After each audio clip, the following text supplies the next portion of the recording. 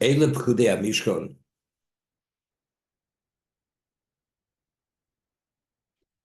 This is the accountability of the Mishkan, meaning to show exactly where all the materials that were given, an accounting, an accountability, where exactly the materials were utilized to develop the Mishkan. El Pekudei Mishkan, Mishkan Ha'edus.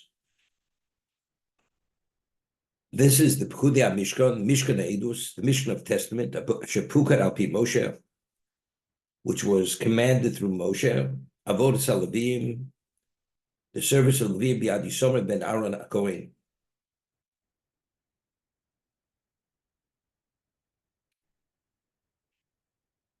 Ubetzalel ben Uri ben Hur Mat Yuda Osa is Kol Asher Tziva Hashem Es Moshe.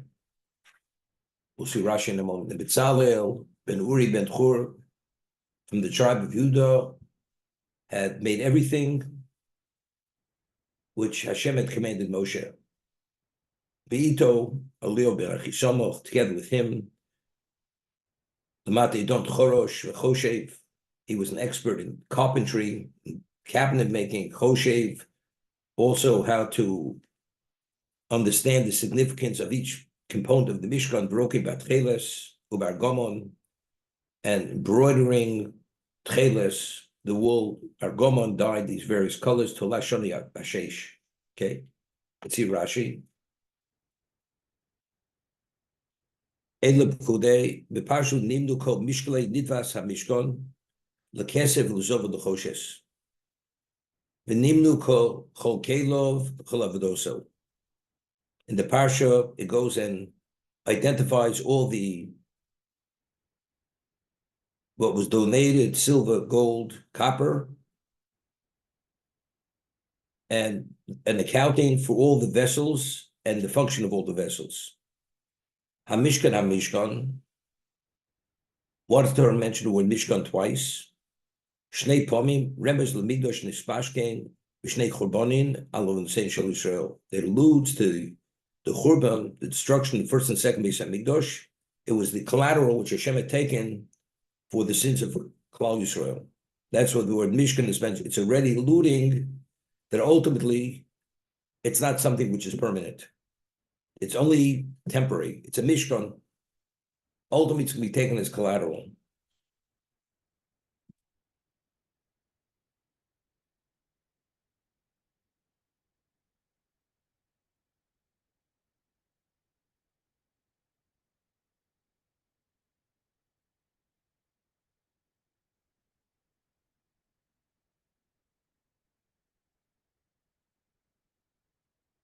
Just as a point, well, initially Hashem said the materials that were needed for the Mishkan was Zilv, Kesef, Nechoshes.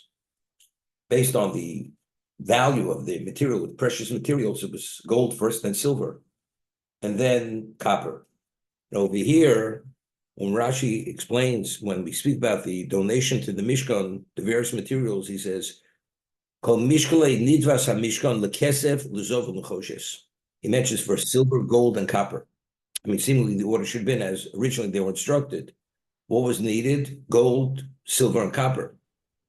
But yet it's mentioned silver, copper, silver, gold, and copper. I mean, why does he change the order? Rashi. The silver that was given was, as an obligation, was matzah shekel. The matzah shekel was needed in two instances.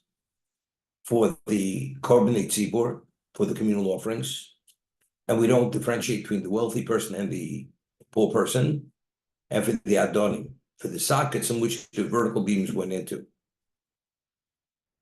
Evidently, that was the most fundamental part of the Mishkan. The value of the Mishkan is atonement. So atonement is what? That's matzah shekel. Matzah shekel was used for the korbanei tzibur, for the communal offerings. Secondly, what was the so-called the foundation? What held up the kroshim, the vertical beams, was the adonim. So that's the only thing I think of why he mentions the kesef, the zov, and the choshev. What was needed was gold, silver, and copper. So there the order is based on value, the preciousness of each one of the metals. Gold first, silver, and then copper. But in terms of the functionability, what was needed, the only location we find where silver was needed was for those in those two instances, to purchase the carbon tzibur and for the adonim. Okay. Mishkan Edus. Why is it called Mishkan Edus? Edus Israel. It's a testament for Israel, not for the world, for us. That Hashem was Vitor. Hashem, it doesn't say he was Mochel, Mechilo. He says Viter.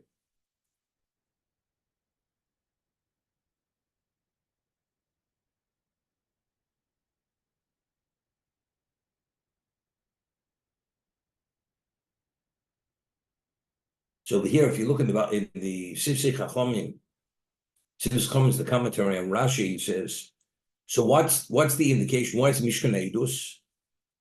It's a testament that he forgave us for the Chet Egel. So over here he asks, why wasn't the Edus the testament? He gave us the Luchos. He gave us Luchos Shneos. He gave us the second set of tablets.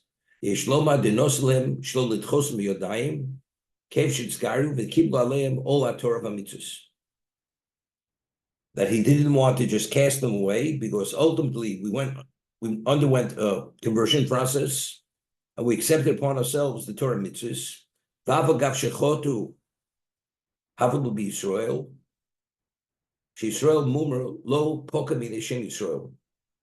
Even though we sinned, but a Jew who becomes an apostate, he's still classified as a Jew. Chot Yisrael, Av Bishachot Yisrael, Kedamim Sanhedrin. Okay, V'li Nireh, Keimon Shemishachota Be'edim Ba'asro, Kfar Nervu Alidei B'nei Levi. We find that a Chet Egel, whoever was forewarned and did the idolatry, they were killed by the B'nei Levi. Be'edim V'lo Asro, Mesim Magefo, those who were the witnesses that they worshipped the Egel, but they were not forewarned. Mesim Magefo, they died with the plague. It says he pulverized the egel and he took the gold dust with water, gave them to drink like the sota, and whoever did idolatry, they died. So the Jews that were left were not the sinners.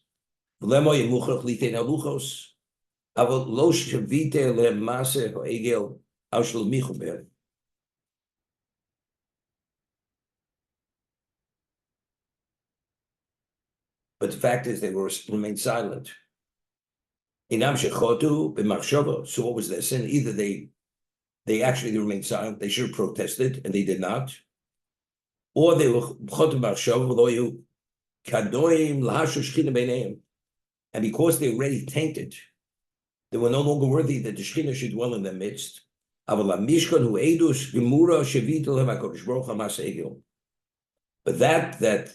the Mishkan, that's a confirmation that Hashem was Viter. Again, what does the meaning of the word Mevater? Mevater means you let it go. You let it go. We find there's a word from the Chofetz Chaim. We find that one of the Yud Gimel Midas HaRachmim, 13 attributes of mercy, is over al Pesha, over. HaKadosh Baruch Hu is over al Pesha. Even though there is this very severe level of transgression, he's what? He's Mevater. He's over al Pesha. What does it mean he's Mevater? Although one doesn't deserve forgiveness, he looks away. You're Mevater. I mean, if he wants to be precise and exacting, there's a claim. But because we took some degree of initiative, he's willing to let it go. That's Vitor. It's Vitor al Chet Egel. Doesn't say Mochal. Even though it says V'salachti. V'salachti means I forgave them. But the slicha that there was only at a certain level. We explained that when Moshe Rabbeinu finally achieved slicha for forgiveness for the Chet Egel, Hashem says that every punishment that will come in the future, part of the punishment is for the Chet Egel, for the Chet Egel. So we ask the question: if we were forgiven for the Chet Egel, why every punishment, every time we fail in the future, part of the punishment includes within it the punishment for the Chet Egel? That's the question we asked. Ufakod, Ufakadiyam said, when I will remember you, I will remember the Chet Egel. Whenever there's an accounting, there'll always be the Chet Egel there. Why? Mentioned many times that from Nasa and Nishma until the Chet Egel, we reverted back to pre-sin of Adam. And as a result of that, the Gemara tells in Avodah Zarah, we would have lived eternally. But because of the Chet Egel, we reverted back to post-sin, and therefore we're subject to death. That's what happened. So now, from that point going forward, the Chet Egel, anytime there's any level of transgression, is why? Is because we reverted back to post-sin. So any Chil Hashem, or any claim, the basis for that claim is because we forfeited that special level which we achieved. So therefore, there's always an accounting. There's always accountability for Chet Egel, because only because we failed with the Egel, that's where we're in our predicament right now. If we would have failed with the Chet Egel, we would remain at that level. The world would reach a level of perfection. So why are we still dragging our feet? And why do we have Chil Hashem continuously? Why is there a basis for any transgression? Because of the Chet Egel. So therefore, whenever Hashem punishes us for any transgression, part of the punishment includes the Chet Egel, because only because of the Chet Egel, therefore there's a context for sin. So therefore it's Viter. Viter has a connotation, Hashem is like looking away. It's not a full reinstatement. It's a full reinstatement in terms of ourselves' relationship to a degree. But there's still a trace of that original problem, because only because we failed, therefore whatever we have going forward is only due to that failing. Rabbi, the question. Why a non-Jew has no relevance, and he's really limited to the Shem Mitzvahs Noach, because the level of sensitivity to be able to make choices, to have bechira at the multiple levels that we have, 365 negative commandments, mitzvahs, I say all this, that's only possible if you don't have the Zuma. That was Posca Zumoso, that Zuma of the Nochash was evaporated at Sinai. Therefore, we have that capacity to have sensitivities to be able to meet every level of challenge. However, the non-Jew, where their Zuma was not that vaporized, they have this overwhelming, all-consuming handicap. Therefore, their limitation is what? Is Shem Mitzvah Noach. That's their capacity. Beyond the Shem Mitzvah Noach, they cannot go. But the evil of the Eitz Hadas, which became embedded in the entity of the human being, that reverted back, and therefore we have to have all these challenges till the end of Mashiach. I'd mentioned many times, namely Ramchal, based on Marat Sanhedrin, that at the end of time of resurrection, even if a person did not decompose in the ground, right before resurrection, everything reverts back to dust, and then it's resurrected. So Ramchal explains that why do we have to have resurrection? Because since Adam ate of the Eitz Hadas, which is Tov Ra, so Ra is an integral part of the human being. Ra, evil, cannot have an association with Hashem. There's a pasuk, it says, Lo yigorcha bochla Ra. Ra has no association with God. Hashem will not have any relevance to Ra. Therefore, when a person dies, the neshama ascends, the neshama is pure. What was affected by the Eitz Hadas was the physicality of the person. Therefore, the body has to decompose, and when it decomposes, when it's going to be resurrected, the only thing that's being resurrected is only the pure matter but the Ra, the evil of the Eitz Hadas, that remains in the ground. That's how Ramchal. That's why before resurrection, everybody turns back to dust. And then that dust that's resurrected is pure. It's the pure matter, having the Ra totally extracted from it. And therefore, the person in the 8,000th year is able to have a relation with Hashem, both body and soul, because the neshama is able to fully permeate and spiritualize the body to its fullest, because there's no impediment, there's no trace of that original Ra. That's the Ramchal. As a result of this is what we always say. What do we say in the second bracha in the Shemona Esrei? Melech me'misu mechaye u'matzmiach Yeshua. Melech, Hashem is Melech me'mis. God takes life, causes death, u'mechaye. He's me'mis to be mechaye. Why does he cause death? Only to be mechaye. So he should be able to resurrect you. Because if you don't, the person does not die, and you have that Ra, the evil of the Eitz Hadas, you can't have that relationship with him. So the only reason why you can, and when he's Mechayim Mason, when he brings the dead back to life, he's Meimis only to be Mechayim. It's not he just wants you to die. He wants you to die only so you should be able to be Mechayim. That's the concept. And that's exactly what we're speaking about over here. Because even though it's Poskazum Mosam, the evil of the Nochosh was vaporized at Sinai, but the effect of the Eitz Hadas was not. For that reason. We had mentioned the name of the Beis Halevi. He has a piece at the beginning of Parshas B'Shalach, where the parsha begins by Vayi B'Shalach Parasa'om. Vayi B'Shalach Parasa'om, and when Paro sent out the people. So the Medrash says, what's Vayi B'Shalach? In Hebrew, the word Vayi means woe. So the Medrash says, Vayi Shisholach. Hashem says, woe to me that I have to send out the Jews. At this point, Moshe now Davidob, what is analogous to? That a person had kidnapped the prince and actually tortured the prince.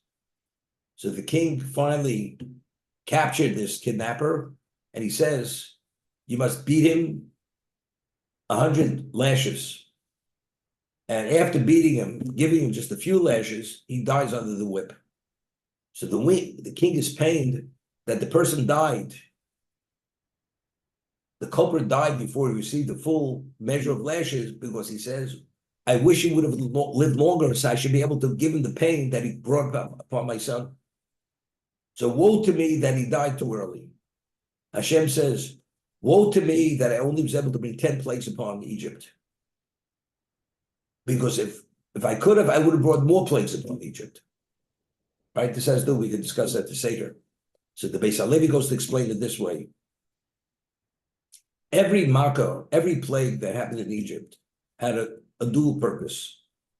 One was punishment, the punishment of the Egyptians for what they did to us. As you go through the Midrash, it was Midah connected Midah. Every plague, it's the way they enslaved us and tortured us and persecuted us. They suffered in a similar vein. That was the Makkah, but in addition, the Makkah itself, every revealed miracle was a part of the process to expunge the effect of Avodah Zorah that became embedded in us due to the influences of the Egyptians. So every Makkah that we experienced extracted more and more of that evil that was embedded in us by the Egyptians due to the influences of the idolatry. Because every miracle was a revealed miracle. So we saw the Yad Hashem, we were exposed to more and more of God's presence, but we only were exposed to 10 miracles.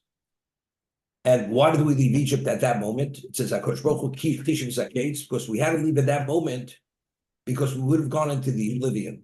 We had to leave at that moment. We couldn't stay a moment longer. But because we had to leave then and we couldn't stay a moment longer, factually, some of those traces of the idolatry of Egypt remained with us. And he explains, he brings psukim, and that was the cause of the Chet Egel. The reason why we sinned with Chet Egel, because it wasn't fully expunged from us through the miracles. There were traces of microscopic traces of idolatry, and that's the reason why when the Erev Rav introduced the concept of the Eid, because they said Moshe is no longer alive, that reactivated those microscopic cells of idolatry. So that's the Vaisha Sholach. Woe to me that I sent them out, because if they could have remained longer, they wouldn't exposed to a greater level of the miracle, and that would have fully filtered out all those traces of idolatry, and they would have never failed with Chet Egel. That's Vaisha Sholach. Woe to me that I had to send them out before the time. Before the time that I would have wanted to. It's not God wants to just torture them, but rather because the dual effect that we would have been the beneficiaries to see a greater degree of miracle, we would have been greater beneficiaries to have greater clarity, would have never failed with the Chet Egel. That's how the Beis Halevi explains that medrash of Vay B'Shalach, woe to me that I sent him out. That at Sinai, when Hashem offered the Torah, we didn't respond the way the nations of the world did, at any level. There was no comparison. They asked the question, what's it all about? If Hashem would have said, you know what it's all about, to Asa, keep it obeying, honoring your father and mother, Asa would have embraced it. We didn't even ask what it's all about. We were totally negated to God, Nasa v'nishma. We accept unequivocally, just tell us what to do. Once we said that, we're ready over the fence. Once we're over the fence, now it's a question, we're there, we're within the ballpark. Now we function within the context of Torah. That is the game that played, but no longer challenges. You don't need challenges any longer. However, to bring it about on a permanent level, we have to meet that challenge. That one challenge, that's called the Chet Egel. Nasa b'nishma put us on that level. But you understand, you're not there permanently. You have to secure that position. So now you're it's like a person is admitted in one of the Ivy League schools, Lahavdil, and then afterwards he fails the first test. First exam, he failed. They said, you know something, you're an opportunity. If you would have passed the first exam, that meant there's a future. Otherwise, you flunked out. You're out. We were there, we flunked out because we did not meet that very significant challenge, which ultimately would have put us on a permanent level to be there. But now that we're worthy to be there, what is our function? Our function is that our existence is to be involved in the Torah itself. So we already learned how to ride the bike. So now you got to ride it. Now you got to do that, whatever it is. You have to ride that 1,000 miles. But if you choose not to ride it, although you know how to ride it, then you know something, you're not going to win the prize. You're out of here. And because of what was the chet? I mean, the majority of Jews did not participate in the chet Egel, as he just explained. There are those who were forewarned with witnesses, those who were not forewarned, there are those who had a thought in mind. But the claim against them was it was a minority of people. The majority of people were not involved. But how do you remain silent and watch this Chil Hashem take place and not intervene and stop it immediately? That was the level of liability, which the Gemara says, you have the ability to intervene and stop something. You don't, you're held accountable for that misbehavior. Therefore, that the way the Shifara learned. So what was the tikkun? What was the correction on that? Because when Moshe Rabbeinu said, "Mi Lashem Eli," who's for God to come with me? And Shevet Levi went and they killed the idolaters, and Klauser remained silent. The second silence was a correction on the first silence. That's how the Sefarno explains over there. That was the tikkun. That was the correction on the original chet. But ultimately, they still needed atonement. That was Moshe Rabbeinu supplicating Hashem for the 40 days and 40 nights, and ultimately bringing back the Luchas Shniyos. If you remember, we explained the whole story of Pinchas. Pinchas was the zealot. And Hashem says, because Pinchas was kines kinosi luchilises pneisho, because he avenged my vengeance, that's why he did not destroy the Jewish people. What was the whole story? The majority of the Jews did not participate in the Baal Peor. But if such a public Chil Hashem is taking place, how do you people remain silent? How do you not react to it? So the silence is the basis for their liability. When Pinchas went and killed Zimri, who was a prince of Shimon, and nobody said a word, they remained silent, allowed this to take place, that second silence is a tikkun, is a correction on the first silence. Identical to the way he learned the tikkun on the Chet Egel.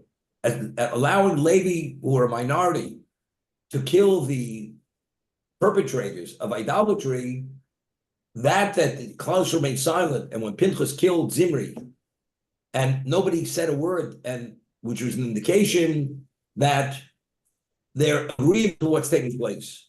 So the second silence is a correction on the first silence. And the Malachim said, there's a voyage around the Egyptians, the Jews were idolaters in Egypt. So what was Hashem's response to the angels? It was under duress. They were slaves. Therefore, being slaves, they didn't have much choice. But the Egyptians themselves, they chose to be idolaters themselves. They chose to do whatever they did. There was no duress. Therefore, they're fully accountable, and the Jews are not. That's what Hashem said.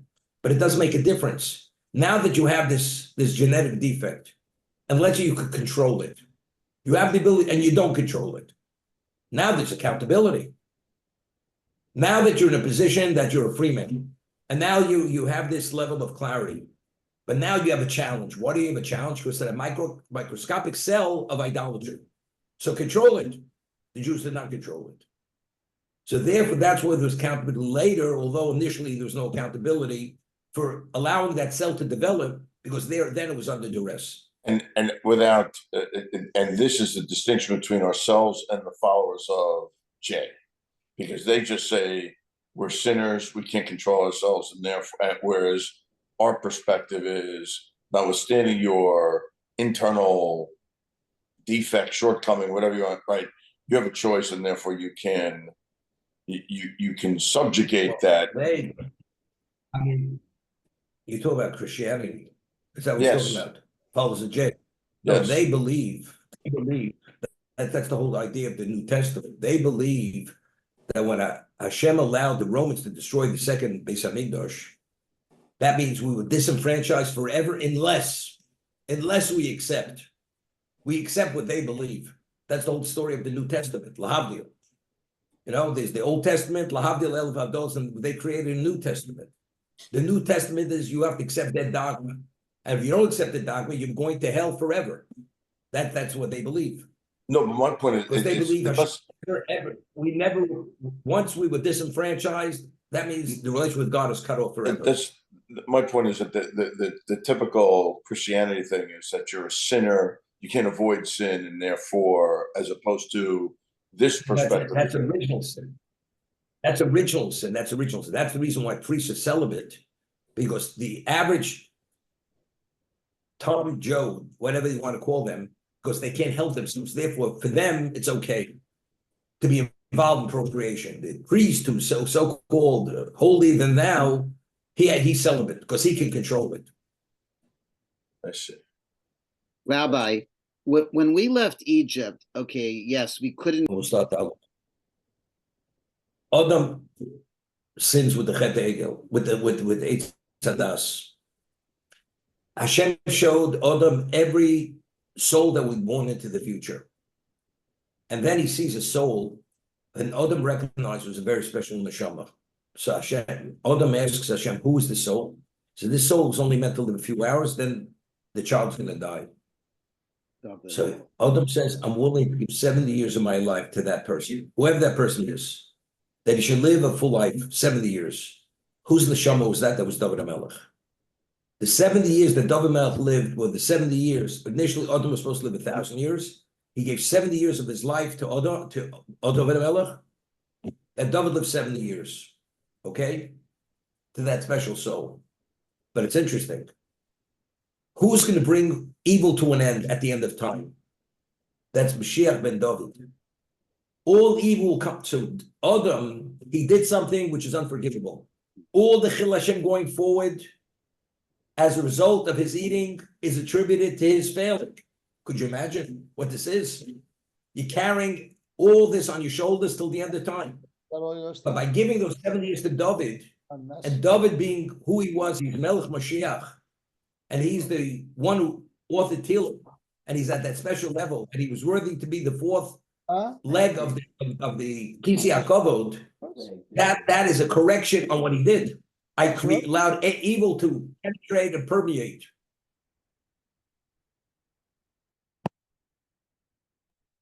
Existence, but what the correction will be is my 7 years that I'm giving up to David, because ultimately he's going to correct that, because he's going to bring all this to an end. Okay, let's see now. And that was done, Rabbi, after he ate from the tree? After the end of the tree.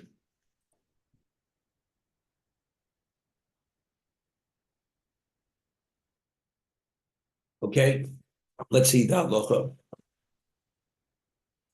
So you're saying he prevented, he caused the cure as well, caused the problem, but he created the solution. Correct. He brought about the ultimate correction.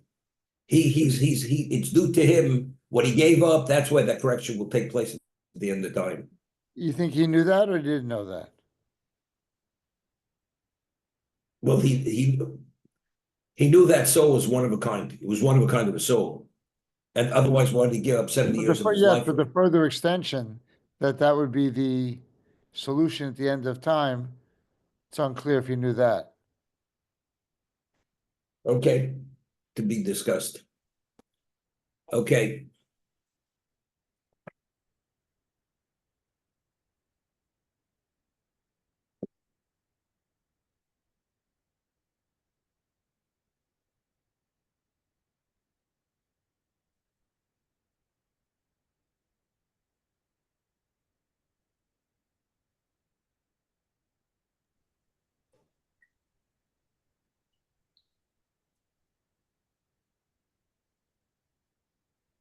Rabbi, in English, what simon are we on?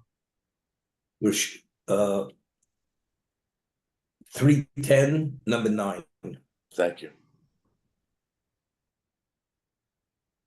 Teva sheish b'davar amutal l'talte umos. You have a box, and in the box you have something that you're permitted to transport, and there's money.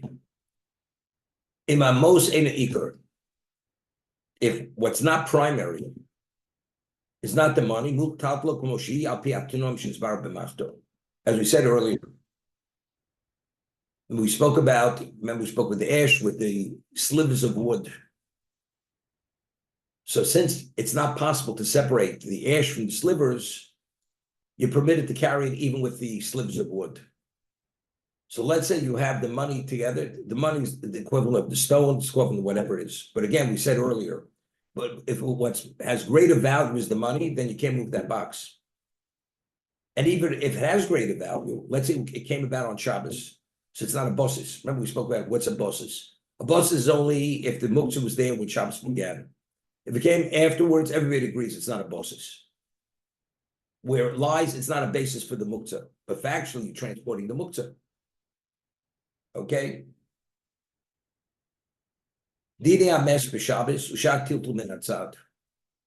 Person, God forbid, dies on Shabbos. Are you permitted to move the body? The corpse is what? Is muktzah. Because the corpse has no value. But let's say you have to transport the mess. The Gemara in Shabbos speaks about, let's say a person dies and he's exposed to the sun, and that will cause the body to deteriorate, decompose more quickly. So you have to move the body out of the sunlight into a shady area. Or let's say it's in a room and it's unpleasant to have the corpse there. You want to move him out of the room to another room with another location. But if it's muktzah, how do you move it? And you're not saying mess is a Rav Shori, God forbid. It's the equivalent of something which is detestable, like refuse, like garbage.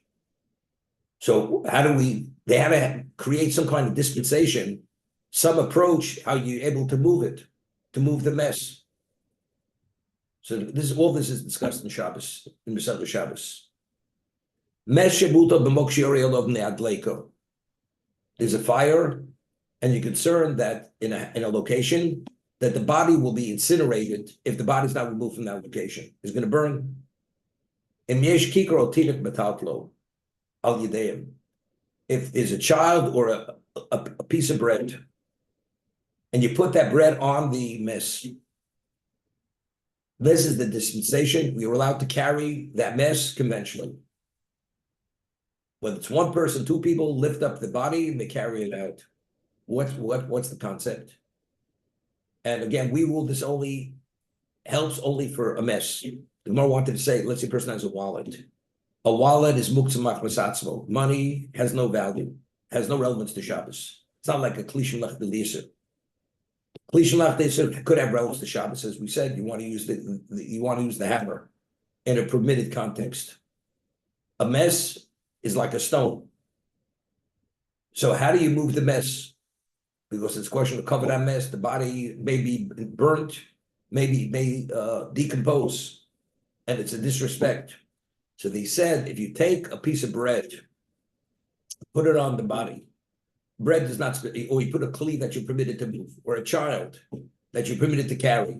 We say the body becomes secondary to the bread, and we see that you're transporting what's permitted, and the body is secondary to that.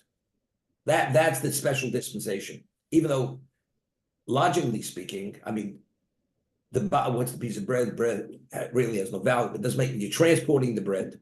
And since innately the body has no value, and the bread has value, we see the body secondary to the bread. That's the concept. Didn't we Okay. see that? V'meilo. No, I'm saying the Maisa What? with David Amelech, when they wanted to move him when he was Nifter and it was Shabbos, and so they questioned how to do it, and then they said put a child. Right. What happens if he doesn't have the bread or the child to put it on the mess? How do you move the mess? How do you move the corpse? What about if you have two stretchers, two beds? What do you do? You take let's say the mess is on a bed or a stretcher, and you take another stretcher, put it alongside that stretcher, and you tip the stretcher, and you actually roll the mess. You're not engaging direct with it, and you move the mess from one stretcher, from one bed to the other. And this is eventually how you move them out of the mess out of its original location. That's how you do it. But that's called tiltum and atzad. Now, we discussed, if you have a wallet on the table, okay, and you want to use your elbow to remove the wallet, or money, anything muktzah, a stone, that's called klachayad. That's called, you're moving it unconventionally. Here, you're moving the mess with your hands. I mean, the way you're doing, you pick up the bed. So normally, your hands are engaging with something which muktzah is on that. That's called tiltum min atzad. You're being metaldel, except you're doing, the tiltul is unconventional. The other, it's more extreme than tiltum min atzad in the positive. Because your hands are not engaged, your body's engaged. Okay, because we're going to see the differences. Let's say you have muktzah on the table, and you want to take a knife, and you're going to move the muktzah off the table with a knife.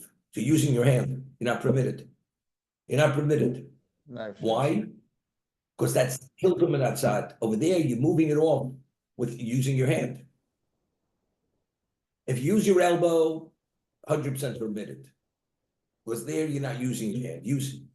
They're using your body. That tiltum min atzad is only, we'll see, we'll discuss over here. In what context is it permitted? So what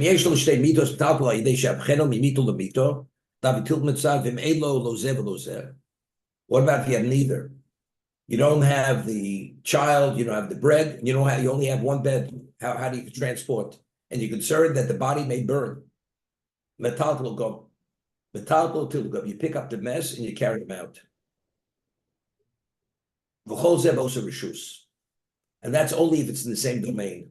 You're not transporting them from Rishus HaYochid to Rishus HaRabbi, or vice versa.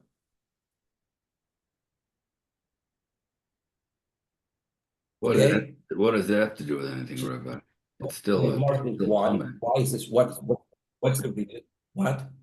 I'm saying, what does the domain have to do with anything? If you're moving, the issue is you're moving something that's clearly No.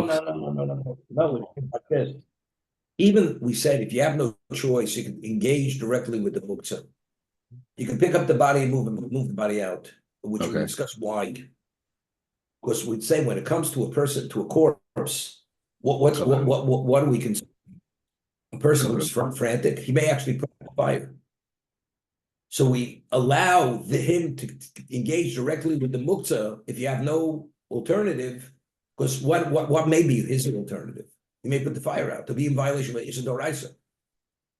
So rather than that happening, we allow him to directly engage with the muktzah. What about taking from domain to domain? That, violation of hotzah.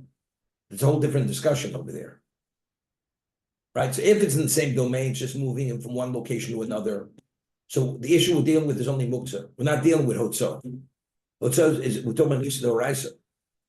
And we'll see, maybe even Lochshin Sikh Gufa doesn't make a difference. There with Machmir. Okay?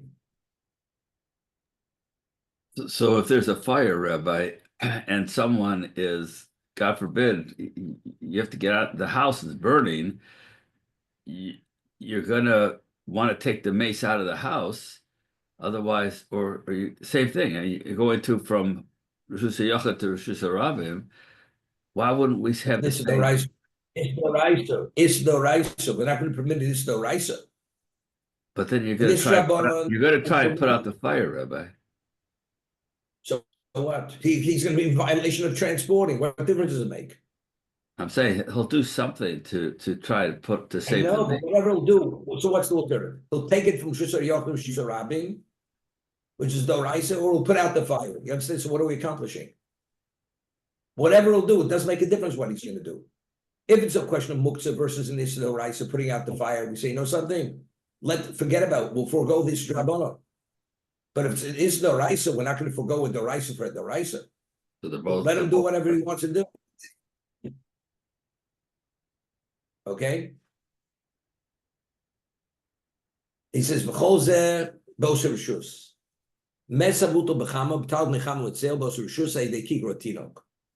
If it's in the same rishus, and you have the child available, you transport the mess in that same domain. V'im eilo kikro tinok, lo yitanu klal, afil lohofcho mito lemito.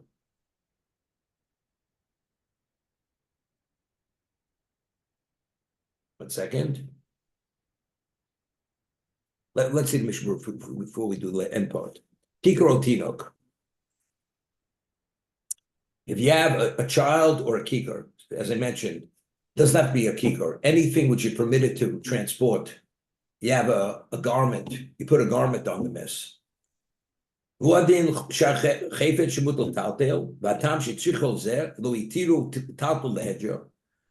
put something that you're permitted to transport, and they don't allow you to directly transport the corpse?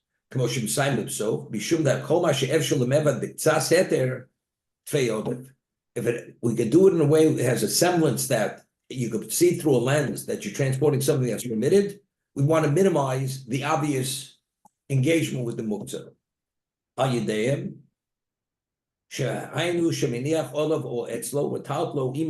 Let's say the mess is like lying on a bed, on a stretcher. You put the garment alongside, does not be directly on the mess, alongside the mess. And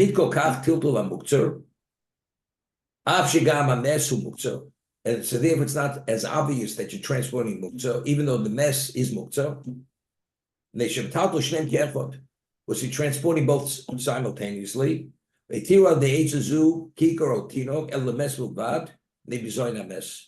a special dispensation because of bizoyin hames. Because of human dignity, we allow you to do this. You want to transport a stone. You want a stone, let's say stone, you have a stone on your table. It's too heavy to move unless you lift it with your hands. So you figure you put something permitted on the stone, you're going to lift it. We don't know, that's not permitted. Because there you're conventionally lifting it. And just because you put something permitted on it is not going to allow you to move the stone. It's only because there's a special dispensation because of covered on mess. Because otherwise the mess is lying in disgrace. Okay? Shekosu become sifeg minatzad. Va'aval gab the tilt minatzad gab came shmei tiltu.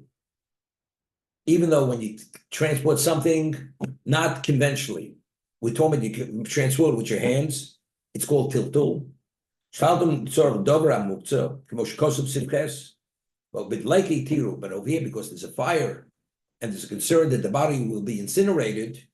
Bitam the other bowl meso, the Gemara says. A person becomes frantic when, God forbid, he's concerned that the body may burn. V'lo shoris le'osel l'chbuyeh. And if you're not going to permit him to engage in the muktzah, he's going to actually extinguish the fire, which we listen to Raisa. Now, what about the bed? After, let's say, the mess is taken out, and the mess is no longer on that original bed, are you permitted to move the bed? So the question is, when did the mess die? If he died on Shabbos, the bed itself is not on Shabbos, right? When Shabbos began, the person was alive. The person passed away on Shabbos. But let's say the person already, he died right before Shkia. And now you want to remove that mess from the bed, and you remove it in this unconventional way. After the mess is in a safe zone, are you permitted to move that bed?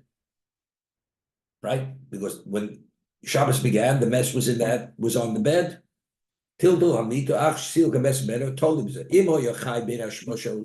If as Shabbos entered, that person was still alive. You're permitted.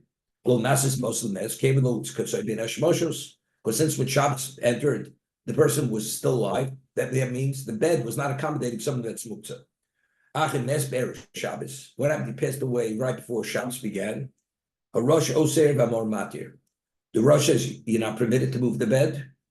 The balamor, who's an early commentator, says you're permitted. Now,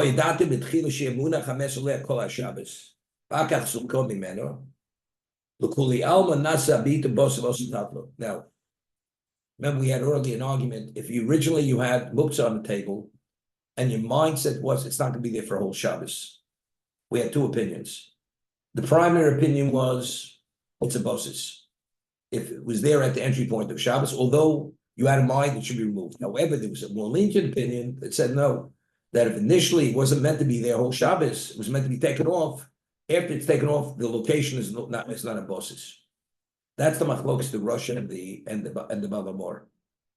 The Rosh holds that since initially the mess was there, Ben Hashmoshes, when Shabbos began, although you had in mind ultimately to remove that mess on Shabbos, the bed assumes the status of bosis. According to Balamor, he's the other opinion that unless the mindset was to be there for a complete Shabbos, the location doesn't become a bosis.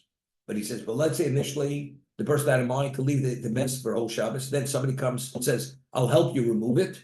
But initially when the mess was there, the mindset was it should be there all Shabbos, that location becomes a bosis. Even if the mess is removed, the bed, it remains muktzah. Because that's a bona fide bosis. Go ahead, Alan. Rabbi, so why isn't that davar sheyesh matirin? You can't do in other words, you can't do anything with the body on Shabbos anyway. You can't bury it. Okay, so the whole thing is resolved after Shabbos. Muktzah is a davar sheyesh matirin.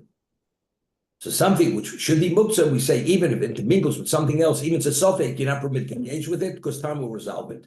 That's the concept of davar sheyesh matirin, right? Although we're normally lenient on rabbinical laws, this law, since it will resolve itself by itself, we're not lenient.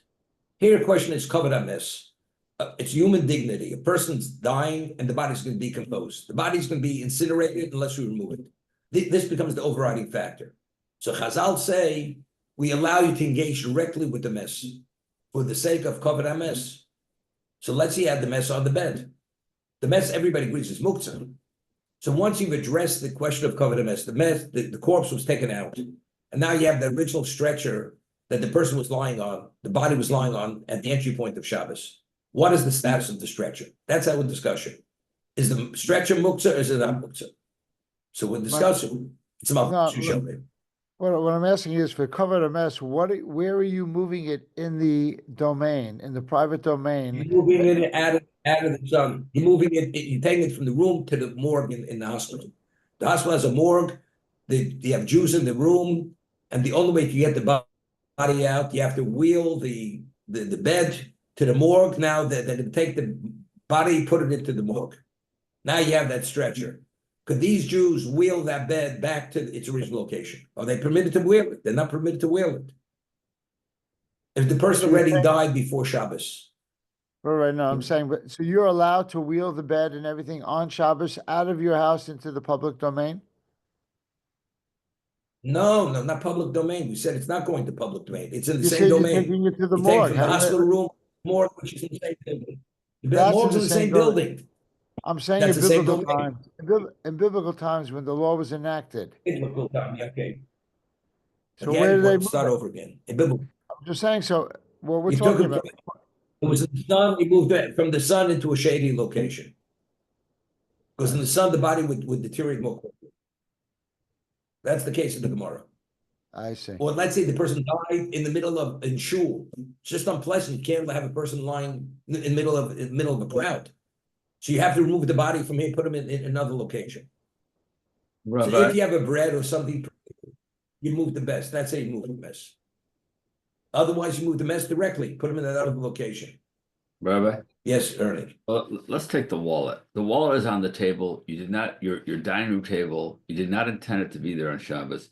You can move a klachar yad with your elbow, flip it off the table. Now, Correct.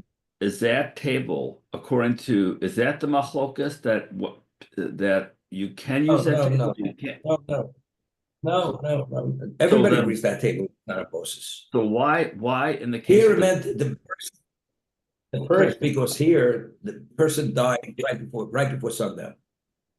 I'm saying, Right? Some you didn't forget the mess. The mess is there. Like intentionally put the wallet on the table.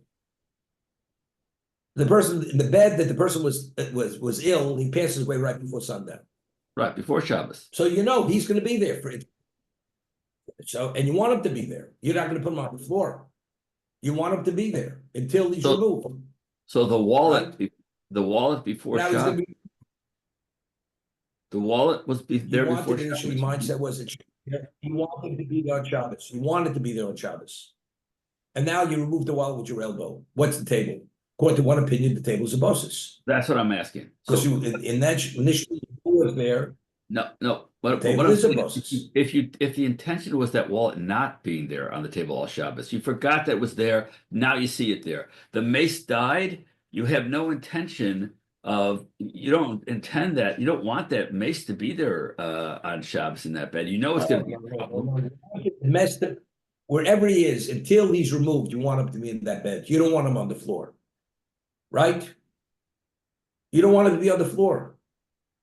Right? You want either alive, you want him to be in bed, or even as a corpse until he's removed to an appropriate location. You want him to be there.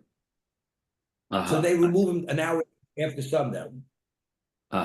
So here with the And I'll mace, tell you something, sorry. Alan, this has relevance to the hospital. Yeah, We said earlier, if I put my wallet intentionally on your table without your permission, Nothing. nothing. of Moses, the one who dictates is the one who owns. The hospital bed belongs to the hospital. The patient doesn't own the bed. As a result of that, I'm not sure, just because the mess died before Shabbos and you knew it'd be there, and now the mess is taken to the morgue. Maybe they could wheel that bed because that bed belongs to the hospital. We can't dictate the status of what that bed is. Or maybe we'll say no, that since you pay, the health insurance covers the usage of that bed, as long as the mess is, you have a right to have that mess on that bed.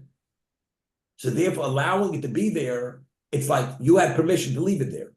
If you give me, I'm a guest at your house, and you said, you're welcome to use the dresser, and you put your wallet in that dresser drawer. Even though the one who owns the dresser is the host, that drawer becomes a boss's. Because he gave you permission to use it as if you're an owner. Right? That's that level of hospitality. So it could be the same thing with the bed in the hospital. Being a patient, you have a right to use that bed. Therefore, the bed assumes the status of bosses. Okay, let's see Rabbi, Shana. Rabbi, when you have left the wallet mistakenly and how unconventionally you knock it off, according to the rush. Jay. We're finished. Okay, you have to wait tomorrow. Wait for me after the share. Yeah, no, Otherwise, we're not going to go anywhere. Okay, no problem. See, if Howard would ask the question from Israel, I'd give him the few moments. Okay. Just to acknowledge you're there, Howard.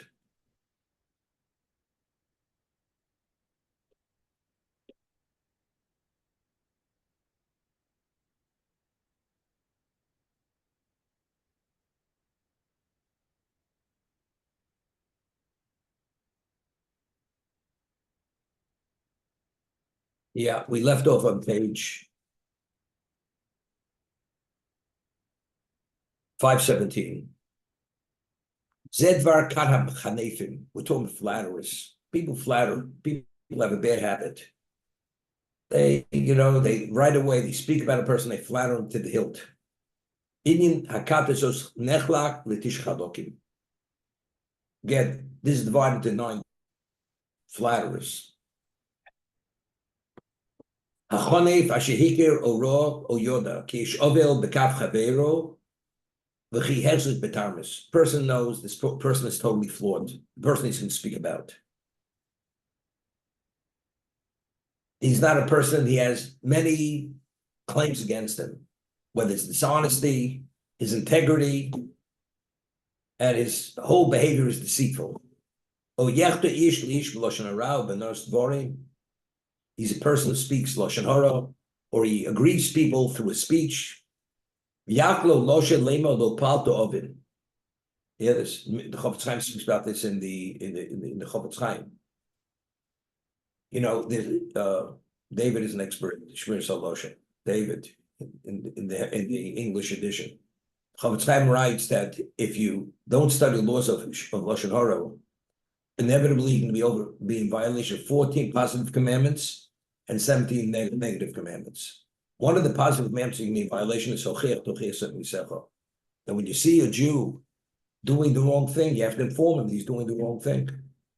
Right? That's and if you don't, you're in violation of mitzvahs aseh. That's one of the 14 mitzvahs aseh, positive commandments. So he says it's bad enough a person speaks Lashon Hara, and instead of telling him he's doing the wrong thing, you commend him because you want to ingratiate yourself to that person. So you flatter him. You say that was terrific. It's a good thing you identified that person. When it's a good thing. He didn't meet the criteria of speaking negative about a person. How do you praise him for that? What about you don't even say a word, but you smile, which indicates you're giving acknowledgement, you're condoning his behavior. You're smiling. What about if you just nod your head? Like more power to you. You sit there and you nod your head. Every moment you don't say a word, and you're indicating that you're giving credence or condoning that behavior, you're in violation of it's the same thing. This person is lacking integrity. He's dishonest, everything. And you praise the guy. He speaks Lashon, and then you say, it's great. What you said is great. What do you mean it's great? He's doing the wrong thing. He should be told he's doing the wrong thing. To be continued.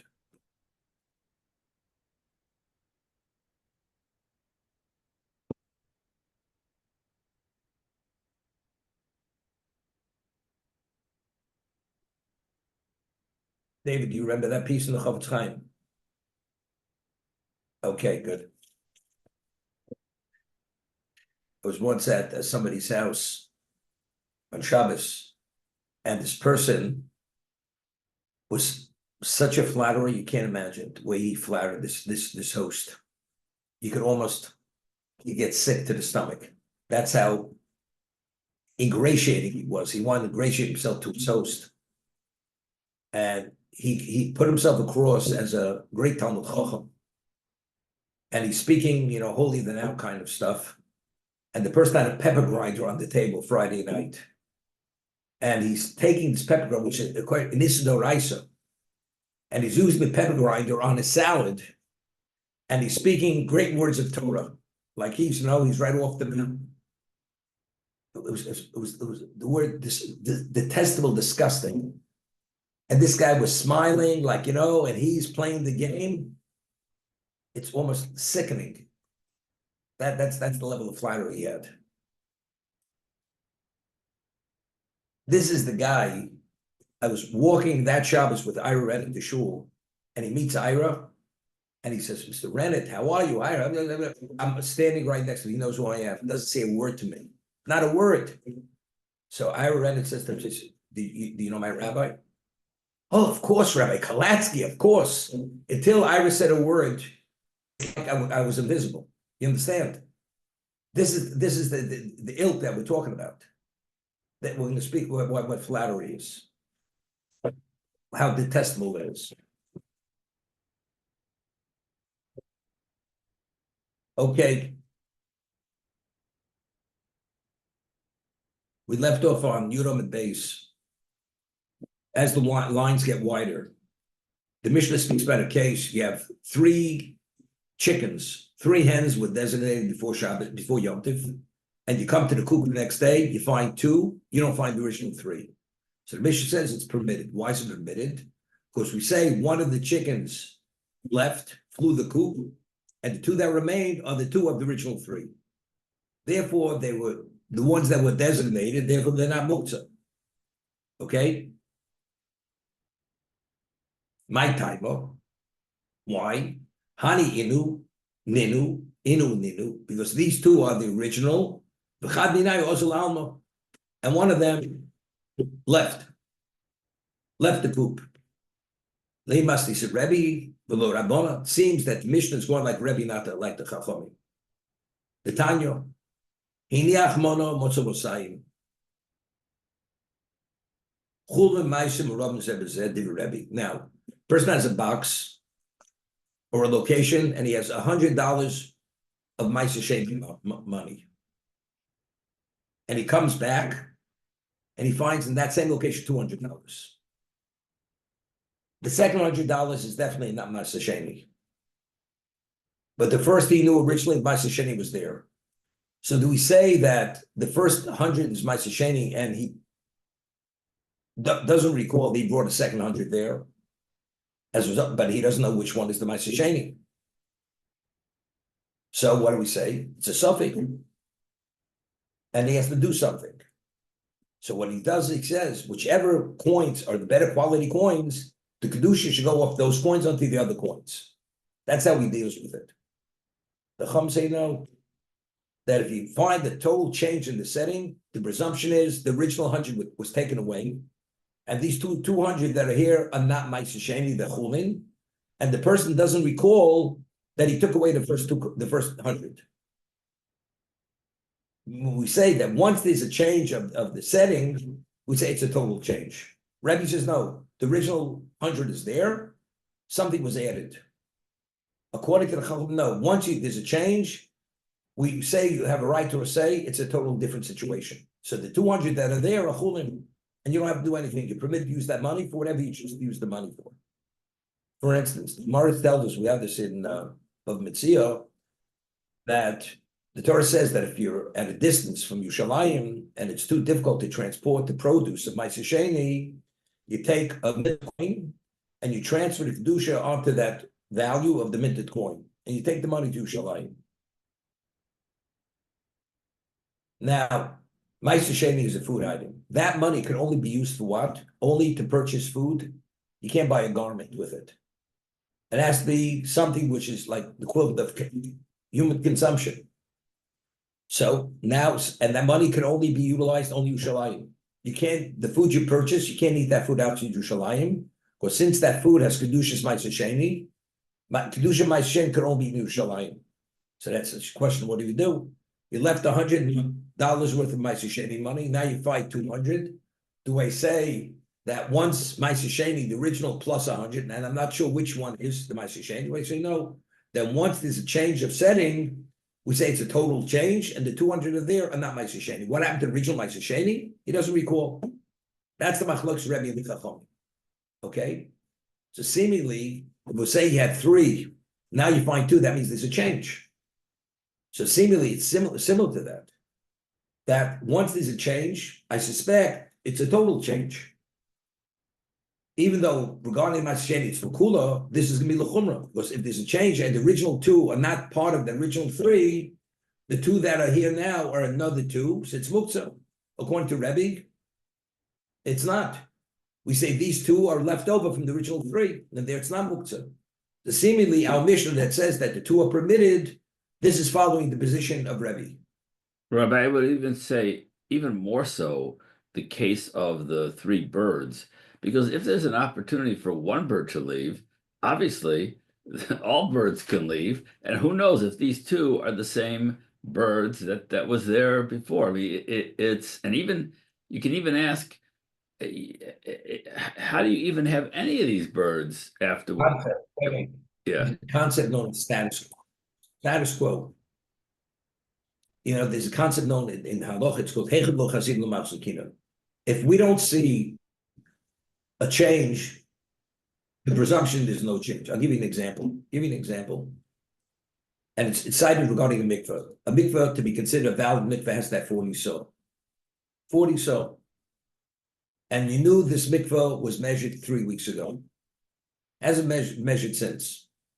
And there's no reason to doubt that the water line has gone down and there's no sufficient water in the mikveh. Why is that mikveh permitted? Is it based on chazokah? Is it chazokah? Or because there's no reason to suspect that it's deficient, we say it's whole. I'll give you an example. A woman is born, she's permitted to a Kohen. Right? She's permitted to Kohen. Now, fast forward 20 years later. You say, is she permitted to a Kohen? Well, we know when she was born, she was permitted to a Kohen. And there's no reason to suspect she was defiled. So that's why she's permitted to a Kohen. Right? That's why she's permitted to the Kohen. Is that based on chazokah? What is chazokah? Chazokah is presumed status, meaning if I have a sofek, I'll give you an example.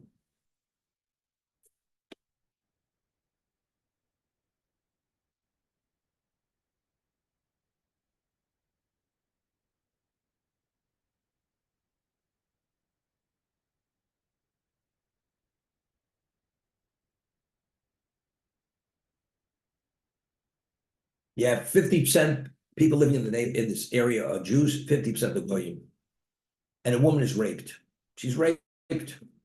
So I have a subject who is the rapist. If he was a Goy, she's a single woman.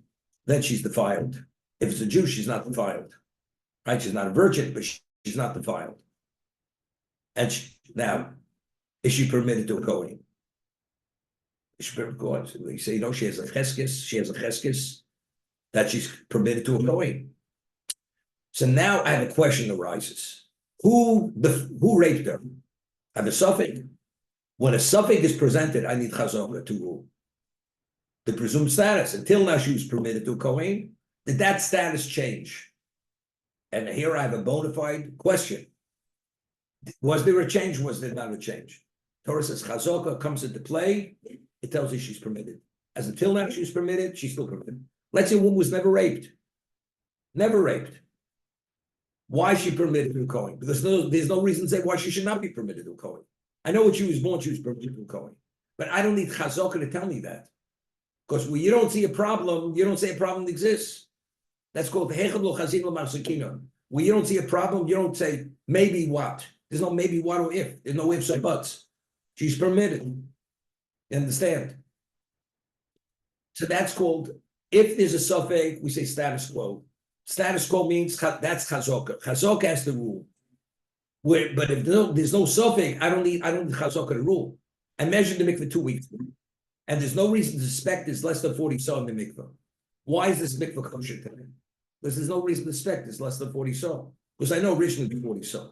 But that's not a chazokah. That's not a halach in chazokah. You follow me, Ernie? I do. But here the case is a bird. Wait. We're coming to the birds. We're coming to the birds. We're coming to Okay. Okay. Mark, are you there? I'm not sure. He has a terrific picture up there on the screen. I'm not sure if he's there. Okay. So now, Rabbi. here we had 3 birds that would.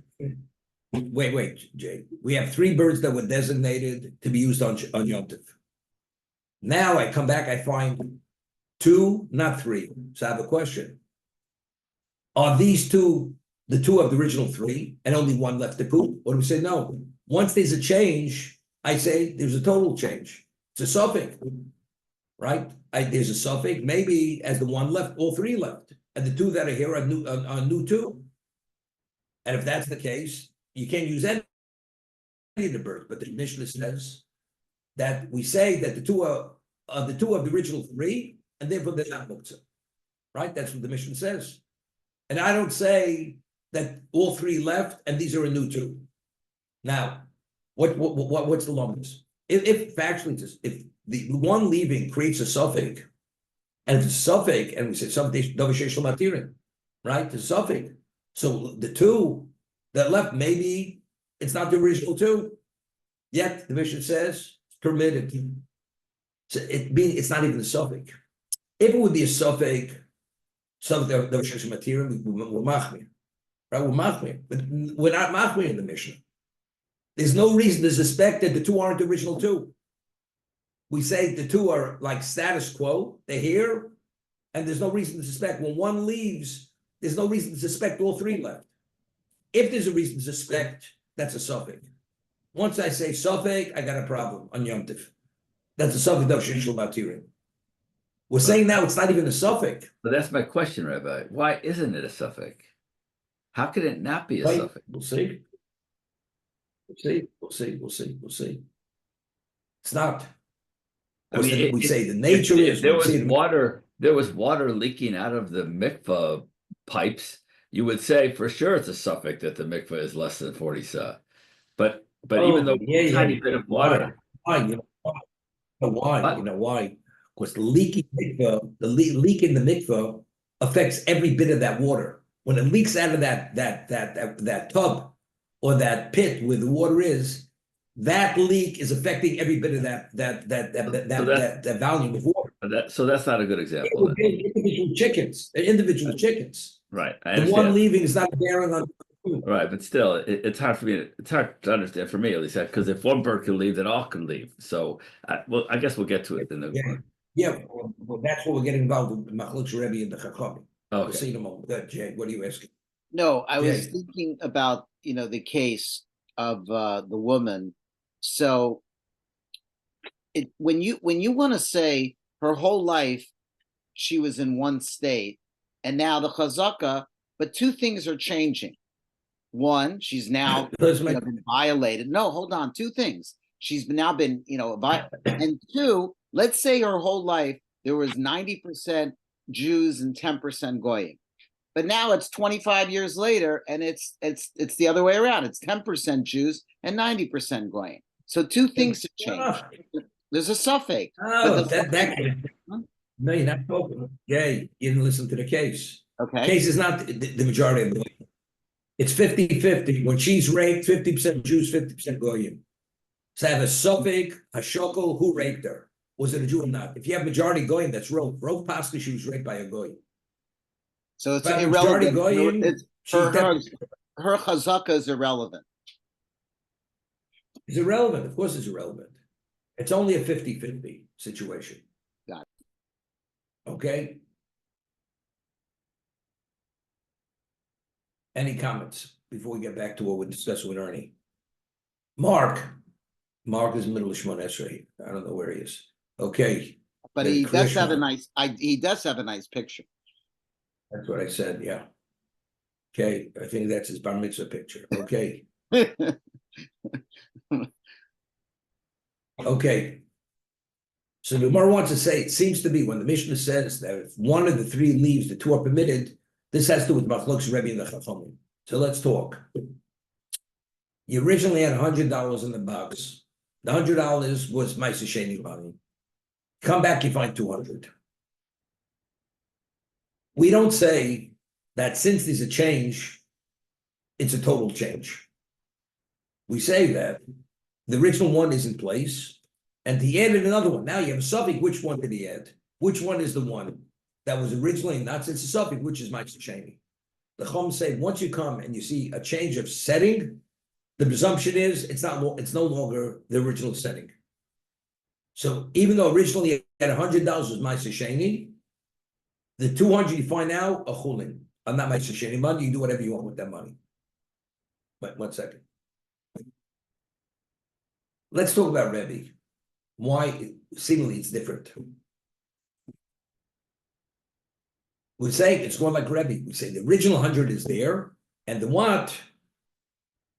other one is chulin. The original one's there. Maybe I'll say it like this. Maybe the original one's not there. The original one's a suffix. It's a suffix. The Chum say that once there's a change, it's a total change. Rebbe says no, it's a suffix. It may be the original one, may not be. Therefore, we have to do this thing we say, whichever one is the better quality coin, we say the Meiser Sheni goes on that. But if it's a suffix, by the birds, it's a suffix, it's a question. That's a suffix of Shishal Matirin. You're following? Seemingly, it's not comparable. There, I would say it's possible. It may be the original 100. It may not be the original 100. Rebbe says, you know something. Machmir, Savi Derais L'Chumra Machmir. Since it may be, we say he added another 100, but that original 100 may be the original 100. So what do you have to do? You have to deal with it. But if it's a suffix, there it's a suffix here. It's a suffix. If the two birds that remain are they the original birds, but if it's a suffix, it's a problem. Because if it's a suffix, that's a suffix of Shishal Matirin. Suffix of Shishal Matirin Machmir. And the Mishnah says it's mutter, it's permitted. Okay? Let's see. So seemingly, the Gemara understands Rebbe, it's not because it's a suffix. If it's a suffix, then what the Gemara is saying has no value whatsoever. You follow what I'm saying? There's a big difference though between the money and the birds. The money, if there's a suffix with the money, that means you don't know what was the Meiser Sheni and what was the regular money. Here, there are birds. They're the birds are the birds. There's not. No. Originally, I knew the 100 was Meiser Sheni in the box. Right, but now I definitely had 100 of Meiser. But now I find 200. Do I say this is a new 200? What I say was the 100 plus. But let's say I'll say that's a suffix. The Chum say no. If there's a change, definitely a full change. Rebbe says no, it's a suffix. If it would be a suffix, would the Gemara make any sense? Wouldn't make any sense, right? If that's the case, then the Mishnah, how are the two it's permitted? It's a suffix. If it's a suffix, it may be muktzah. They may not be the original words. Right. So evidently, the Gemara says, he says it's the original 100. It's not because it's a suffix. It definitely is the original 100. So if it's definitely, therefore, the two birds are definitely the original two birds. One left, and it's the original two birds. Correct. Oh, I see. Okay. That's the Got it. Okay.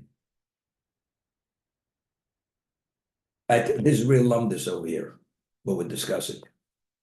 So you see to what degree Rebbe also, like we say, see the case of the mikvah, you see no change whatsoever. The mikvah, it was 3 weeks ago. There's no reason to suspect it's less.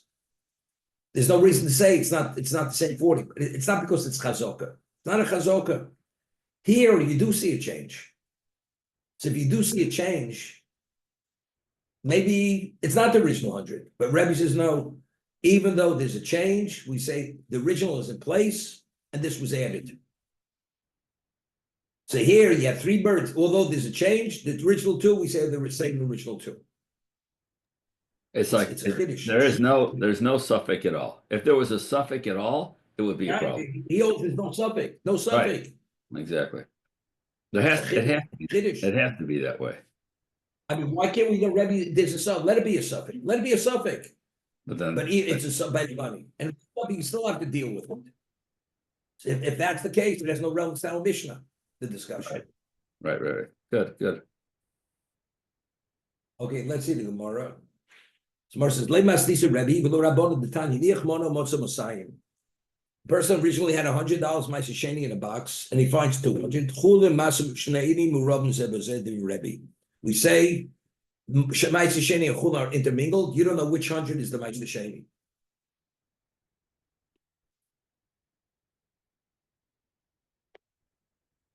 So take him a Rashi. So how do you resolve it? So Rashi says what I explained, that you take the better quality coins and you say that if they're the original Meiser Sheni coins, let them be Meiser. If not, let the Kedusha go off the others onto the better quality coins. Take Rashi. He takes the better quality minted coin, the Omer, if shall Meiser Yofer. He says, if the better coins are Meiser, fine. And if the better coins are chulin, let the Meiser Sheni go onto those coins. But you have to deal with it. Okay? What did Chachamim say? Hakol chulin. Everything's chulin. Because the presumption is once there's a change, we say there's a total change. And therefore, the original 100 was taken, and the person doesn't recall, and the 200 here, a chulin. So according to that, the two birds that are left, we say once there's a change, it's new birds. Once they're new birds, that's definitely muktzah. So, What about Rabbi, Hiliach I'm Osam sorry. So, according to the Chachamim, then they would hold that because there is a suffix, therefore everything's chulin. Oh, no suffix. No suffix. There's no suffix. Once there's a change, we say it's a total change. It's not a So suffix. right. No suffix at all because If there'd be a suffix, they couldn't say you do what you want with the money, well, if there's a suffix, you can do what Rebbe is saying and say pick the better one. No, but they say kol chulin. They say kol chulin. You find 200. It's all chulin. It's not a question. You I go understand. pay your restaurant bill with that. So does Rebbe hold that because there's a suffix, he could say, well, okay, there's a suffix here. I could pick the better coin and make that the Meiser Sheni, and the other one is chulin. Is that what we're saying? Rebbe says, we just explained. Rebbe doesn't. There's no suffix. There's only suffix. Which one? How does that work then? How does that work? If Rebbe holds no suffix, how does he say, well, the better coin, I'll take the better coin? No. If I have Meiser Sheni fruit, how do I take a dusha line? I can't. I take the dusha of the fruit. You go on the money. Coins. Now I have money. Right. Coins. And let's say the deficient coins. And they what? Let's say they're on copper coins, transfer on to silver coins. Okay. So I have less to carry, right? You can take it to say the dusha of the copper coins, go on the silver coins. Right? So now we say 100 in this box is definitely my shame. Definitely, I'm not sure which one. That's the subject. I see. The 100, one of these 100 is definitely my shame. I'm not sure which one. Okay. So therefore, I take the better quality coin. They say if the Ma'aseh Sheni, fine. If not, let the other coin, the Kedushin other coin, go with this. I see. So there's definite Meiser Sheni there, as opposed to the suffix that there's Meiser Sheni at all. Okay, that's where I was confused. Rabbi, which one is the? I got it. Rabbi, when you do that, isn't that a concept or isn't that Brera? No relevance to Brera. Why? You're retroactively saying you're making a conditional. You're creating. Retroactive. Isn't it a conditional selection? Like you're saying, if this, then I'll be that one. If not, it's this. That's not the Brera. Brera is you want to affect something, and you're not sure what you're affecting. Here I'm saying like this: if this is my Sheni, fine. If not, I'm transferring A onto B. That's it. Okay, it's not Brera. On that, the Gemara says, "I feel payment chachomim." Rabboni, he says, "No." We were able to say the Mishnah says when you have three and you find two, even the chachomim would agree the two are permitted, and they're not comparable to the what to the coins. Now let's talk about the coins. When you 5 coins in the box, I have 100 coins in the box, and now I find a second 100 coins. And the only one who's access to the box is this person. That means something happened. Something happened. Either he added 100, right? And like Rebbe says, the original 100 was they added another 100. And therefore the other 100 is chulin because he only had originally 100 of Meiser Sheni. But Chacham say no. If he's the one who made the change and he's the only one, once he makes a change, he took away the original 100 and he put another 200 there. He doesn't recall that he took the original 100. That's what Rebbe see. That's what the Chacham see it. So it had to do with his interaction with the money in the box. He made the change. With the birds, he made no change. I had 3, 1 bird disappears. There's no intervention on his part. When there's no intervention on his part, the Gemara will say, even the Chacham agree, it's status quo. The original 2 are the original 2. One of them hopped out of the coop. Yeah. That's the reason. That's the reason the 2 are permitted. Where you interact and it's your intervention. Once there's intervention, we say there's a total change. If once there's an intervention, the original was Meiser Sheni, that means you took it and you replaced it with something else. Because you're not going to leave it intermingled, not know which one it is, right? So evidently you must have removed the original one and you put another 2 there. Rabbi, what I'm saying. Of course, but I would think just the opposite. If someone else has access to that box, then I would think for sure this Nobody else not. has access to the box. No, I'm saying the nobody Chacham else would has. agree.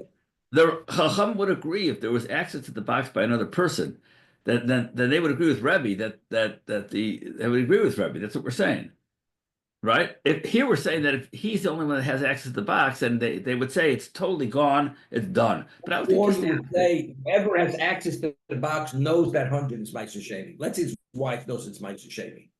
Or his kids know it's Meiser Sheni. They're not going to put another 100 there, and afterwards you're not going to know which is what. Doesn't make any sense.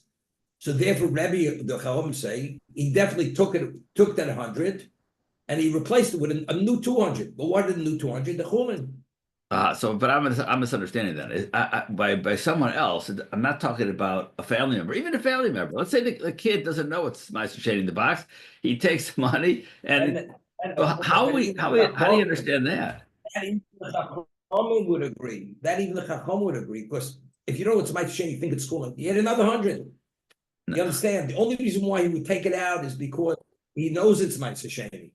If he thinks it's Red Chulin, he put another 100 onto that. You're following? But Rabbi, Let's say you have $100, and you have a second $100. Wait a second, you have $100. Well, somebody gives you another $100.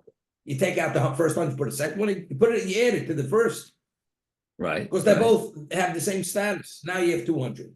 If you know what 100 is Meiser Sheni, are you going to put Chum in there, where you're not going to be able to discern between one and the other? Doesn't make sense. Chum say, you know something? If you put 2 there, that means you took out the original one. So the question is, so why does he know? Answer is he doesn't recall. He forgot. That's the reason. That's the Chacham. Where you have intervention, we say you definitely have intervention here. And with this intervention, there's a total change. Because you're not going to add 100 to 100. Chulin to Meiser Sheni. Therefore, you took away the original Meiser Sheni and you put 2 that are Chulin. So why don't you remember? You forgot. Fine. Right. Fine. Now, let's take the bird. No. Wait. The bird. Hold on to the birds, Rabbi. Let's say he's not the only one that has access to that box. And he finds 200 in there now. Another party has access to the box. Correct. So add 100. Why did he add 100? Because he must have thought the ritual was full. That's why he added 100. Right? He must have thought that's why he added another. Now you have 200. That's what that third party thought. And therefore what? Therefore, now that Therefore, even the Chacham would agree. Even the Chacham would agree that it's intermingled. It's only because he knew that it was Meiser Sheni. Let's say the third party never knew the other 100 was Meiser Sheni. Is he going to put 100 in the box? He thought it was full. He put 100 in the box. right. So even the Chacham, somebody else has access to the box and wasn't aware it's Meiser Sheni. Even the Chacham would agree it's intermingled Meiser Sheni and full. Okay. All right, now let's get to the birds. Get to the birds, right? As they said, it's for the birds. Okay. So now we have birds. There's no intervention of the one who originally designated these birds to be slaughtered on Yom Tov, right? For Shechita. He had 3 birds designated for Shechita. It comes in the morning. One of them flew the coop. Why did he fly the coop? It had nothing to do with who put it there. One of them decided to disappear. So there's no discussion. There was a change. Where there's intervention, once there's intervention, you change the whole setting. By the birds, I didn't change anything. One of the birds left. So therefore, as a result of that, the original 2 are the original 2 of the 3. Therefore, even the Chachamim could agree here that that the 2 are permitted because they're the 2 of the 3. That's what the Gemara is going to say. Good.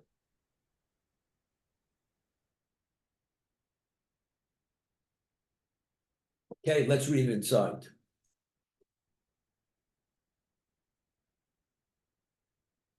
What about Hiniach Mosayim, 3rd line. What about if he left 200?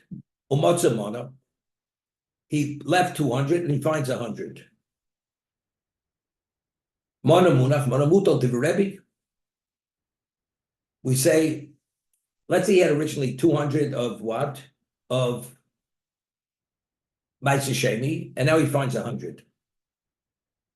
So we'd say, originally at 200, now he has 100, my say. Chama omrim, hakol chulin. It's all chulin, no. That he took the 200, and what he put back is what? Once there's a change, it's a new setting. It's all chulin. And that's where Safil Tamer Rabbanon. We're able to say the Mishnah is one of the Chomim. When you have 3, you find 2, even the Chomim agree, it's permitted. Shiny gozolis, hol asur ledados. You know, chickens, they hop. One of them hopped out of the coop. Right? We're not talking about he had any influence over the setting. By the money, it was his intervention. Right? Shiny gozolis, yeah. Lobele the Shnui Ado, Shani Gozols, Ho, Basu, Lidado, so Idmar Ado, the Idra Biochra Bloso. The Shnei Kis Machlokus, Ab Kis Echo, Dibra Kol Chulin. Okay. Second. Okay, I think we're going to stop here today because we want the people here for 7:27. We'll do Rambam. Okay. Baruch Hashem.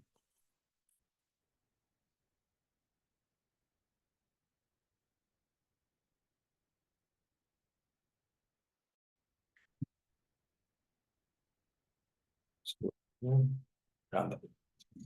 We're doing Rambam in list Tefillah.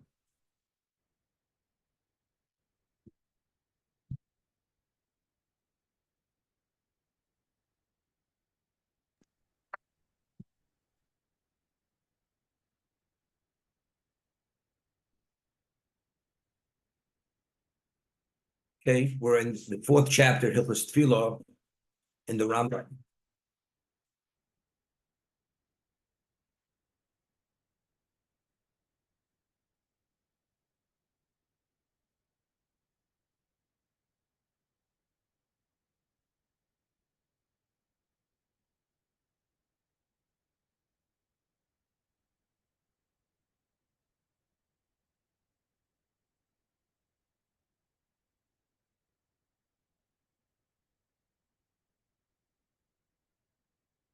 We left off the fourth chapter, number 19. Tfilos haprokim. Yeah, meaning tefillah, which only comes about once in a while. I think these examples. For instance, go tfilas musaf.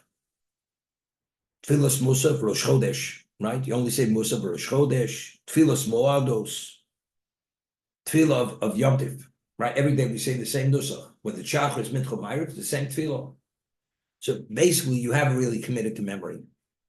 But we'll see in a moment. If you daven out of the siddur, it's not a problem. But even when you daven out of the siddur, sometimes, let's see Rachazin. It's an interesting halacha. Let's say you normally daven Ashkenaz, and you're davening for the Omud. When you daven your personal Shemon Esrei, do you say it according to your nusach, or you should say, even when you're private, you should say it according to theirs?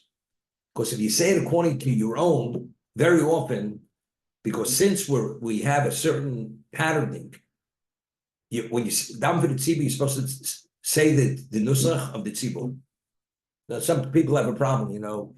They daven, they say Kaddish in Ashkenaz minyan, and it's nusach tzvar add something to the Kaddish. They add that. And when they say Kaddish in Ashkenaz minyan, they say Kaddish the same way. It's the wrong thing. Because minig Ashkenaz, we don't say it. And a person says Kaddish in a Nusach Sfar minyan, when he says the Kaddish, he should say it, because the minig is to say it. When it comes to Kedusha, Ashkenaz says the Kaddish Yishim Ba'olam, right? We say the Kaddish. Nusach Sfar says Nakdisha Naritzo. That's the way they say it. Even when you say, if you're Shlich Tzibur, there's no question. You have to say the way it said. If it's Ashkenaz, it's in the Kaddish, and if you're davening for the Omer and it's Nakdisha, you have to say Nakdisha. You're not permitted to say it differently. Ramosha finds rules even to a greater degree. When you say, let's say Shabbos, we end Lumasam Baruch Meru, Ozbeko Raj Godol. Let's say you're davening in Nusach Sfar. The end Lumasam Baruch Meru. Do you say Lumasam Shabchim Yomim? Ramosha rules that since it's something we say out loud, you should say Lumasam Shabchim Yomim, because you should not act differently than the tzibur acts. Okay? That's what Moshe finds his psak. You do it the way the tzibur is doing it. So since it's not a tefillah, which you normally say musaf, whether it were Yom Tov, say Atom Chartonim, B'kash Yisrael, Hasmanim, it's not something you normally say. You should really review it before, so when you say it correctly. That's the Rambam. Tefillah saprokim go tefillah musaf, Rosh Chodesh, tefillah samodos, tzorch lazet tefillah ba'achach omin mispalel, they shlo yehei shlo yikoshel bo. You should really be adept in the text, because otherwise you could stumble over the words. Okay. Let's say we're talking about a person is going to daven for the Omen of Rosh Hashanah Yom Kippur. It's not something, it's a text which is not what you say. Yom Tov, you'd say, it happens many times during the year. Atam Chartono, okay. Yalav Yavo, okay. But what about Rosh Hashanah Yom Kippur davening? That's not something you say very often. So there's no question. If you're going to be a shlich tzibur, you say, well, I read Ibra, I say Hebrew very well, I read it well. No, you still, to be fluent, that it should flow, you should prepare before and go over the text. Okay? Hoy mahalach b'mokum sakono, go b'mokum v'dudei chayos v'listim, persons in a location of danger. What such a situation, he has to be alert because there are all kinds of predator animals. He's going through a forest, through a jungle, or the bandits, and he has to be fully attentive, and therefore he's very distracted because he's worried for his safety. V'yigezman tefillah. And now it's time to daven Shemona Esrei. We said earlier that when you daven Shemona Esrei, you have to be focused. If you have any degree of distraction, you should not say the Shemona Esrei. But he's not distracted to such a degree that for a few moments he could be focused. Mispalo brocha achas. He says one brocha. It's called tefillah k'tzara. He says in the abbreviated Shemona Esrei, one brocha, v'zuhi. What's the brocha? Listen to the brocha. Tzorchei amchu yisrael merubim. Something we say very in the Nilon Yom Kippur. Tzorchei amchu yisrael merubim. The needs of Klal Yisrael are many. V'datum k'tzara. But yet we have a limitation in terms of our focus. Datum k'tzara. We don't grasp the gravity of what our needs are. It should be your will. Each person should receive his sustenance, what he needs. And each body, each entity should receive what it lacks. And what you feel appropriate, that's what you should do. It's not what we say, it's Tovei Necha. Baruch Ato Hashem Shomei Tefillah. That's it. That is the Shemona Esrei you say. It's not Shemona Esrei, it's one bracha. U'mispal also b'derech shu mahalich. Normally, when you say Shemona Esrei, you have to be stationary. You're not supposed to be walking because when you walk, you can't focus as much. As a result of that, because it's one bracha and because you have this level of distraction, even if you're walking, you're permitted to say it. But let's say you could stop and still not worry. You stop for a moment, it doesn't take very long to say it. Let's say he said this bracha. Now he comes to a protected location. He's the location of safety. Maybe say this one bracha, he ready to say Shemona Esrei, because this is the equivalent of Shemona Esrei. He says when you come to a yishuv, to a settled location, and he's calmed, chosim spal tefillah ketakanos. Now he has to have the full fleshed out tefillah. That was only a semblance of tefillah. It wasn't Yotzei tefillah. It was something because he had no choice. However, when he is able to daven the full tefillah, he has to say a full tefillah. 19 brachos, right? 18 plus Lamalshinim, it's 19 brachos. Rabbi? So I'll give you an example. Let's say a person is in the IDF, right? And you ever see pictures, they put on tefillin and everything. But let's say he doesn't even time to put on tefillin, whatever he is. And all he could say is this tefillah k'tzara, as we just said. That's all he says. If he could, I mean, the times he's so overwhelmed, he can't even say that. But if he could, he could get in. He could have a moment of clarity, and he will say this. That's what he should say. It's too much, too distraction, doesn't even say this. But let's say now he gets back to the base. and it's within the time, you can still say the mincha, whatever it is, he should say a full mincha. Good, early. Yeah, but he wouldn't do a makeup Shemona Esrei down the road. No, wait, no, makeup, no makeup. I understand. But if a person is in a situation where he feels like he won't have any kavana outside his car, for example, and he's in his car, he'll have kavana. Can he sit down in that car and daven in the car as opposed to standing up outside? That's 100%. You could sit, yeah. What about if you can be in the car and you can be driving and saying the Shemona Esrei, right? Let's say you can have, You're not. If you're a passenger, it's easy. You sit in the If car, you what? say Shemona Esrei. right. You're in the But- car. As a passenger, you say Shemona, not a problem. You could say Shemona Esrei. Right. Time is running late. Unless Right. you say Shemona Esrei now, or you pull over to the side, you say Shemona Esrei in the car. It's not a I problem. mean, occasionally it's happened to me where I'm on the bus and the bus gets in a lot of traffic and I'm missing mincha.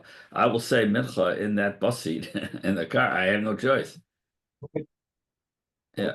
Yoshev rules. Yoshev, people have minyanim and elal, Yeah, and stewards are opposed to it. And you stand in the aisle by the bathroom, and people want to go to the bathroom, and especially if they're secular Jews, they get upset, and sometimes they intentionally interrupt your Shemona Esrei. So what do the religious do? They're adamant. We're going to stand there. You know, Okay. Yoshev holds it's mitzvah b'avera. Because when a person pays for his ticket, he pays the right to have passage to go into that bathroom. If you deny him that passage, you're a thief. You're a gazlan. So it comes out, your Shemona Esrei, you're praying at that moment, it's the context of Gzeva. It's like, I trespass. I have no right to be there, I'm trespassing. Right? So you're saying your tefillah in a stolen location. Has no value. Rabbi Yoshua says, better daven b'yichidus in your seat without getting up, you shouldn't go to the back. That's Rabbi Yoshua group. That was his psak. I have What? I'm I sorry. had Go a ahead. case. David, go ahead. No. And what if you David, can make it work? What if you're not really? What if you can make it work and you're not blocking the bathroom and you can make a minion? Are you better off davening Yechidus anyway because there's that potential? no, that's not a problem. It's not a problem. But very often, if you have a large amount of people, you are. I mean, sometimes they have now. If you right at the beginning of economy before business class, they allow you to daven over there because there you're not disturbing anybody. It's where if they're not serving the meal at that time, they allow you to daven there. So you daven there. People don't like it. It's just too bad they don't like it. You look too Jewish. I don't like it. You don't like it. It's your problem. But if you're actually denying a person something he has a right to, which he paid for that right, then you're a thief. But if you feel uncomfortable davening there, Rabbi, even with that big crowd, like sometimes. Oh, if you feel uncomfortable, you can't focus. That's a different discussion. Sit in your seat, but that's for a different reason. Because Well, you I'm can't saying, focus. So you sit in your you can't focus. There's people walking in there. You can't even hear the chazan davening. Right. Same thing. Just sit in your seat, daven your seat. What about if they need you for a minyan? Right? Without you, they're not going to have a minyan. Yes, you got to Right? go. For So minyan. you go there, but not if you're infringing on rights. Then you're participating in something you have no right to participate in.